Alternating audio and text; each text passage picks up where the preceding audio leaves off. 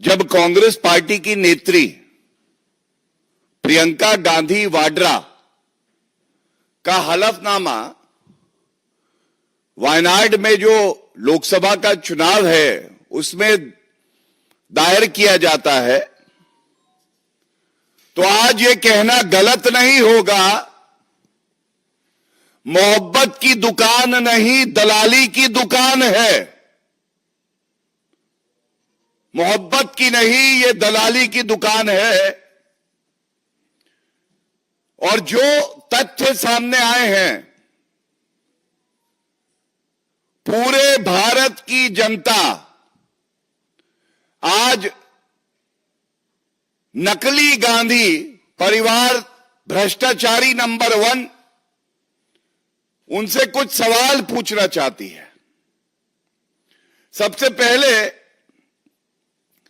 जैसा मैंने कहा, ये हलफनामा, ये एफिडेविट कबूलनामा है जो भ्रष्टाचार, नकली गांधी परिवार और उनके जीजाजी रॉबर्ट वाड्रा करते आए हैं। सबसे पहले इनके हलफनामे में, क्योंकि ये बाध्यता है, ऐसा नहीं है कि शुचिता के लिए प्रियंका गांधी वाड्रा बाहर आई और उन्होंने ये सार्वजनिक किया कि उनके पास क्या असेट्स हैं, उनके पतिदेव के पास क्या असेट्स हैं। ये एक बाध्यता है, ये एक सुप्रीम कोर्ट का जजमेंट है जिसमें आपको हलफनामा देना होता है, अपना भी और अपने स्पाउस का भी। सबसे पहली बात जो सामने आई, रॉबर्ट वाड्रा की जो डिक्लेयर्ड नेटवर्थ है, डिक्लेयर्ड शब्द का प्रयोग इसलिए कर रहा हूं, हर भारतीय जानता है सबसे बड़ा भ्रष्टाचारी कोई है, लूट खसोट करने वाला कोई है, तो वो गांधी परिवार है, जिनके 3 सदस्य भ्रष्टाचार के आरोप में बेल पे बाहर हैं, सोनिया गांधी, राहुल गांधी और रॉबर्ट वाड्रा। और रॉबर्ट वाड्रा की जो डिक्लेयर्ड नेटवर्थ है वो कम है, लेकिन इनकम टैक्स डिपार्टमेंट जो डिमांड कर रहा है वो ज्यादा है। ये कॉन्टेस्टेड है, लेकिन आप देखिए 2010-11 में 7 करोड़, 2011-12 में 3 करोड़, 2013-14 में 11 करोड़, 2014-15 में 10 करोड़, इस तरह से 2020-21 तक जाता है। और इनको अगर जोड़ा जाए तो 75 crore, 75 crore is the demand total by the income tax department। भरते भी 2013 में 11 करोड़, मतलब जो 7 करोड़ था 10-11 में, जब इन्हें अंदेशा हुआ भाग रहे हैं, सरकार जाने वाली है, तो 11 करोड़ और 10 करोड़ तब की डिमांड आई है। इसका मतलब कितनी वसूली ये लोग कर रहे थे। क्या आज ये नहीं कहा जाएगा गांधी परिवार के दिखाने के दांत और है, खाने के दांत और है, और खाना मतलब वसूली। The entire country is asking Sonia Gandhi ji, Rahul Gandhi and Priyanka Gandhi Vadra to furnish an explanation what were the means of this prima facie ill-gotten wealth, quid pro quo, commission खोरी। Robert Vadra, crime master Gogo, आया हूं तो कुछ तो लेके जाऊंगा, कुछ तो खाऊंगा। Please answer, let the nation know about it. And I must also say, look at the hypocrisy। दोगलापन किसे कहते हैं? ये गांधी परिवार से कोई सीखे हम सब जानते हैं राहुल गांधी भ्रष्टाचार के झूठे आरोप जो कहीं सिद्ध नहीं हुए भारतीय जनता पार्टी और एनडीए की सरकार पे लगाते आए हैं। और उनका कहना होता है गरीबों का रुपया लिया, अंबानी ग्रुप को दिया। अब इनका जो एफिडेविट आया है इसमें रॉबर्ट वाड्रा ने जिस ग्रुप का ये नाम ले रहे हैं और हर कॉर्पोरेट ग्रुप कानून के हिसाब से काम करे ये सुनिश्चित किया है तो भारतीय जनता पार्टी की सरकार ने किया है। 11वां साल है, कोई एक उंगली नहीं उठा सकता गंगा जल की तरह पवित्र हमारे प्रधानमंत्री श्री नरेंद्र मोदी जी पे, लेकिन दोगलापन दिखाना चाहते हैं आज हम भारत को। राहुल गांधी आरोप लगाते हैं और उनके जीजा जी रॉबर्ट वाड्रा जिनको भारत का जीजा जी बनाया वो इसी ग्रुप में जो इस ग्रुप की कंपनी है इन्वेस्ट करते हैं, शेयर होल्ड करते हैं। ये कैसा विरोधाभास है, कैसा दोगलापन है, कृपया करके बताइए। हर कोई जानना चाहता है। अगर राहुल गांधी जो आज नेता प्रतिपक्ष हैं किसी कंपनी पे आरोप लगाते हैं, उन्हीं के घर में एक व्यक्ति उसी कंपनी में इन्वेस्ट करके रखता है। सुचिता का क्या, जो बात आप कह रहे हैं उसकी प्रामाणिकता का क्या, आप पे विश्वास कोई क्यों करे, ये बताइए। और एक बात इस एफिडेविट से और सामने आती है जो मैं आपके समक्ष रख दूं। ये एसयूवी और फार्म हाउसेज वाले हैं। इनके पास एसयूवी गाड़ी, बड़ी गाड़ी, बड़ा बंगला, फार्म हाउस, बताते हैं शिमला में भी एक बड़ा घर जिसकी कीमत को इन्होंने 1/10वां हिस्सा दिखाया है।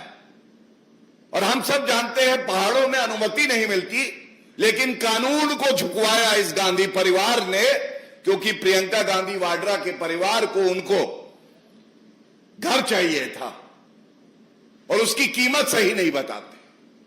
इसलिए कहता हूं ये एसयूवी और फार्म हाउसेज वाले ये क्या जाने कि कैसे पिछड़े समाज के लोगों को आगे बढ़ाया जाता है। और जब हम बात कर रहे हैं पिछड़े समाज की, तो बहुत भारी मन से एक बात मैं आपके समक्ष रखता हूं। पिछड़े समाज के व्यक्ति को इस्तेमाल करना, दलित समाज को इस्तेमाल करना अगर कोई जानता है तो वो गांधी परिवार और कांग्रेस पार्टी। एक तस्वीर है ये देखिए। ये तस्वीर क्यों दिखा रहा हूं मैं आपको बताता हूं। यहां आगे बैठी हैं श्रीमती सोनिया गांधी जी, प्रियंका गांधी वाड्रा, और पीछे बैठे हैं कांग्रेस पार्टी के अध्यक्ष मल्लिकार्जुन खड़गे जी, जो कि पिछड़े समाज से आते हैं। यह क्या दर्शाता है? यह दर्शाता है नाम के लिए, राजनीतिक लाभ के लिए हम लोग पिछड़े समाज के व्यक्ति को किसी पद पे बैठाएंगे लेकिन रिमोट कंट्रोल से चलाएंगे, उसको सम्मान नहीं देंगे। और एक और वीडियो सार्वजनिक हुआ कल जिसका जिक्र करना अनिवार्य है, और कोई ये नहीं कह सकता कि ये मेरा अंदरूनी मामला है। आप टिकट किसे दें ये आपका अंदरूनी मामला है, अध्यक्ष कौन बनाए ये आपका अंदरूनी मामला है। लेकिन अगर एक नेता है वो पिछड़े समाज से आता है और जिस कमरे में नामांकन हो रहा था उस कमरे के दरवाजे को बंद कर दिया जाए और एक व्यक्ति झांक रहा हो पीछे से, और वो व्यक्ति कोई और नहीं मल्लिकार्जुन खड़गे जी थे, इससे ज्यादा आपत्तिजनक बात क्या हो सकती है कि आप राजनीति में अपना ओछी घटिया राजनीति करते हुए जो दलित समाज से आता है, पिछड़े समाज से आता है, उसका इस्तेमाल करते हैं। और ये क्यों होता है, ये बताना भी आवश्यक है। ये इसलिए होता है क्योंकि ये तस्वीर सब कुछ कहती है। ये आगे आपको दिखाई दे रहे हैं क्राइम मास्टर गोगो जीजाजी रॉबर्ट वाड्रा, ये आगे बैठे हैं। इनके बगल में है प्रियंका गांधी वाड्रा,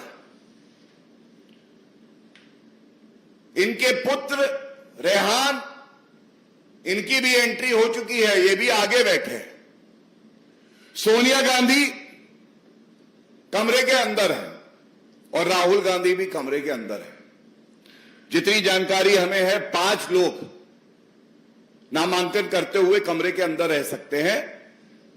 सोनिया गांधी, प्रियंका गांधी, क्राइम मास्टर गोगो जीजाजी रॉबर्ट वाड्रा, राहुल गांधी और रेहान वाड्रा, 5 अंदर आ गए। तो पार्टी का अध्यक्ष है तो क्या हुआ, पिछड़े समाज से आता है तो क्या हुआ,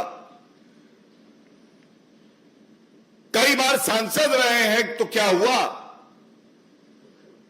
उनको बाहर रखा कमरे से और वो झांक रहे थे कि मैं कब आऊंगा जब ये भ्रष्टाचारी गांधी परिवार अनुमति देगा। और ये पहली बार नहीं हुआ। पिछड़े समाज से सीताराम केसरी जी भी थे, अध्यक्ष रहे, उनका कार्यकाल पूरा नहीं होने दिया और किस तरह से हाथ पांव पकड़कर उनको कांग्रेस हेडक्वार्टर से बाहर फेंकवा दिया गया था। सम्मान होगा कांग्रेस पार्टी में तो केवल गांधी परिवार का होगा, बाकी कोई भी व्यक्ति हो, संविधान के प्रति उसकी आस्था हो, निष्ठा भाव हो जनता के प्रति, कोई फर्क नहीं पड़ता है, उसका अपमान ही होगा। यह बात बिल्कुल स्पष्ट हो गई। इसके बाद एक बात और आती है, एक संदेश गया, योग्यता की कोई जगह कांग्रेस पार्टी में नहीं।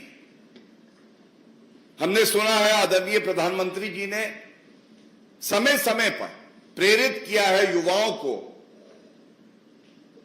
नागरिकों को, कि वो राजनीति में आए और योग्यता देखी जाएगी। लेकिन वैसे गलत नहीं है कि प्रियंका गांधी वाड्रा जो हैं वो बहुत योग्य हैं, पूर्व अध्यक्ष की बेटी है,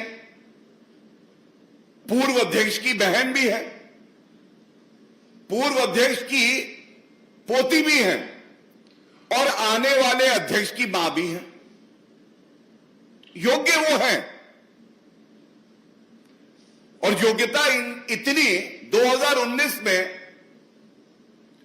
उत्तर प्रदेश के चुनाव से पहले, 2019 में लोकसभा चुनाव से पहले उत्तर प्रदेश में इंचार्ज बनाई गई पूर्व उत्तर प्रदेश की। उत्तर प्रदेश में सीटें आई 80 में 1।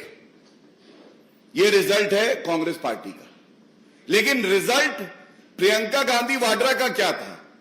उनको प्रमोशन मिला और वो 2020 में पूरे उत्तर प्रदेश की इंचार्ज बन गई। पार्टी की सीट आई 80 में 1।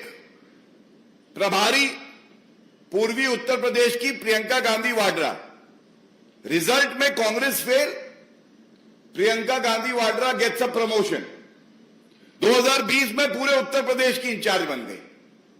22 में विधानसभा के चुनाव हुए उत्तर प्रदेश, सीटें आई 2, 403 में 2 सीटें।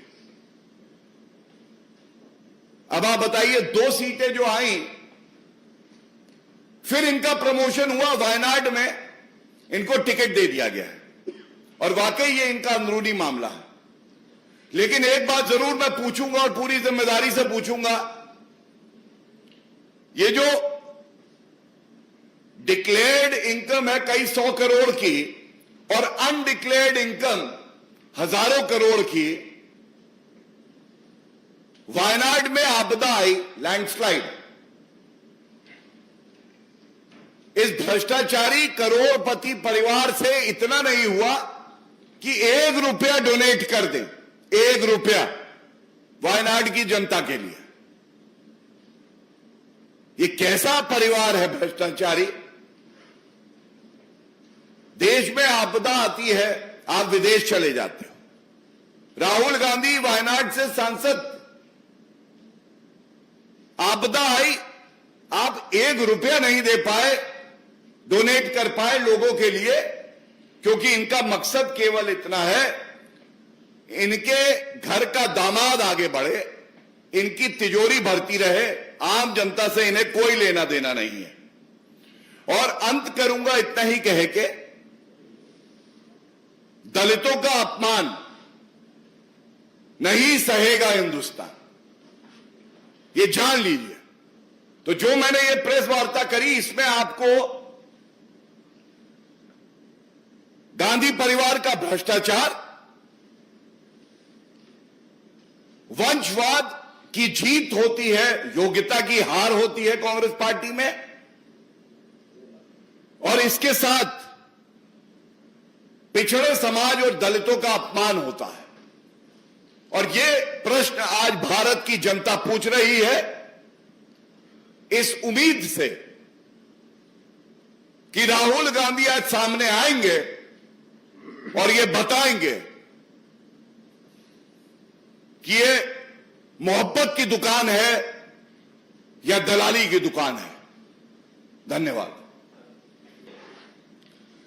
देखिए, ऐसा है कि आज जो मुख्य बिंदु है मैंने उठा दिए हैं, लेकिन राहुल गांधी स्वयं ये कह चुके हैं एक मौलानाओं की बैठक में कि ये मुस्लिम पार्टी है, Congress is a Muslim party. और एक बात और जान लीजिए, मुस्लिम लीग, जिस पार्टी के नाम में मुस्लिम लगा हो, वो कितनी पंथ निरपेक्ष हो सकती है, ये सवाल जनता पूछ रही है। But according to Rahul Gandhi it is a secular party, उन्हीं के शब्द है। देखिए, कुछ बिंदु आपके समक्ष रखना जरूरी है। ये वो प्रियंका गांधी वाड्रा हैं, क्राइम मास्टर गोगो से कम नहीं है। इनका कबूलनामा है कि दिन होते हैं, दिन। कंपनीज एक्ट में हर डायरेक्टर को एक आइडेंटिफिकेशन नंबर दिया जाता है। तो जब यूपीए की सरकार थी तो इन्होंने कई दिन ले रखे थे, जिससे कि कोई ये ना पता लगा सके कि इन्होंने कितने रुपए किस कंपनी से लिए हैं। और बाद में इन्होंने माफी मांग के स्वीकारा था जब हमारी सरकार आई। आज प्रश्न ये नहीं है कि भारतीय जनता पार्टी क्या करेगी। भारतीय जनता पार्टी तो भ्रष्टाचारियों की ईंट से ईंट बजा देगी, इतना मैं आपको आश्वस्त करता हूं। लेकिन नैतिकता के आधार पे राहुल गांधी क्या करेंगे, सोनिया गांधी जी क्या करेंगी, प्रियंका गांधी वाड्रा क्या करेंगी, ये सवाल जनता पूछ रही है। No, in fact, I think your question itself answers what you are asking. All these proceedings have been initiated by the Income Tax Department, which is an independent authority under the statute, under the current dispensation. So therefore, the stark difference is there to notice by everyone that when it was the UPA government, this corrupt family was minting money, taking away state largesse, ripping off the common man and pocketing their money. And then came a change, a government which has zero tolerance towards corruption, led by Shri Narendra Modi ji, and all these proceedings have been initiated and they are sub judice right now. Second, we all know in the National Herald case also, Sonia Gandhi and Rahul Gandhi are accused number 1 and 2 and they are out on bail.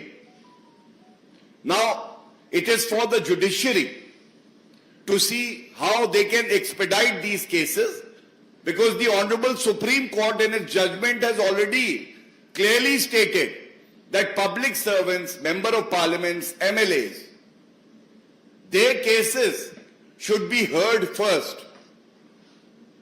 This we owe to the people of the country. As a very disciplined soldier of the party, I just want to say one thing.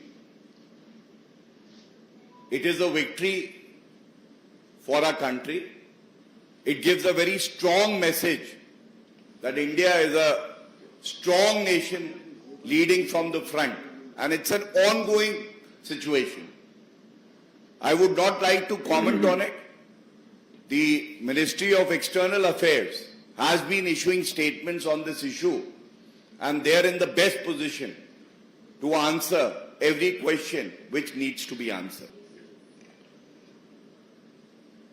For Mehbooba Mufti, I can only state a quote by her. उनके ही शब्दों में कह रहा हूं, अनुच्छेद 370 को अगर हटाया तो तिरंगे को कांधा देने वाला कोई नहीं है। तिरंगा हमेशा ऊपर लहराएगा, लेकिन जो चुनाव हुए विधानसभा के, राजनीतिक तौर पे पीडीपी को कांधा देने वाला अब वहां कोई नहीं है। इसलिए मैं नहीं समझता कि उनकी किसी भी बात का उत्तर देना आवश्यक भी है। धन्यवाद।